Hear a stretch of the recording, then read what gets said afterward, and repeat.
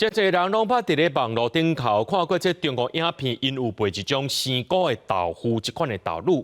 台湾的民众呢，含一寡平台最近也有人开始卖啊。为福部处长林正基啊，呼吁民众千万唔通买一寡来路不明的食品摕来食，也拍算要请这地方的卫生局进行稽查。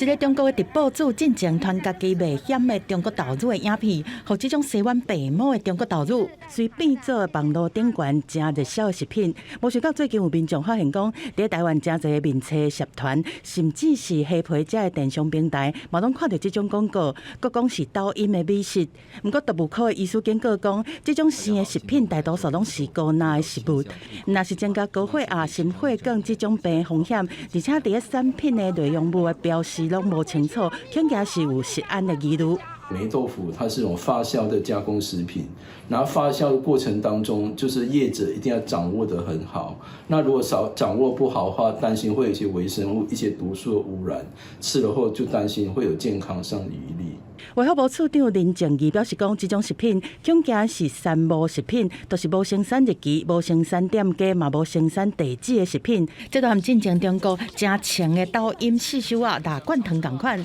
即嘛当演技要比较大罐头，联合地方卫生局到夜市啊卖场、杂货店这所在来加强稽查。如果我们有发现它进到台湾的现象，我们就会提醒地方卫生局。好像之前辣平糖的事情，我们就地方卫生局就有到夜市等等地方去稽查。卫福部强调讲，中国豆乳看起来和国内的豆乳是真相共，但是规个源头到食品安全过程拢无人知，呼吁民众千万莫买来路不明的食品。若有业者违法的卖无经过查验的食品，会以违反食安法罚3万到300万。记者综合报道。